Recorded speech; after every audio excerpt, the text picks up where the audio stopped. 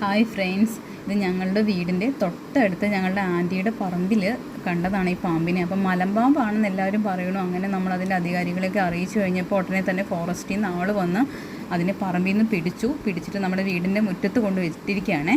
അപ്പം അതൊരു നെറ്റിൽ മൊത്തത്തിൽ കുരുങ്ങി കിടക്കുകയായിരുന്നു. കാരണം അതുകൊണ്ട് അതിന് പുറത്ത് അതിന് ഓടി പോകാനൊന്നും പറ്റുന്നില്ല. നെറ്റിലിങ്ങനെ കുരുങ്ങി കിടക്കുകയായ കാരണം അതവിടെ ബന്ധമായിട്ട് കിടക്കുമായിരുന്നു.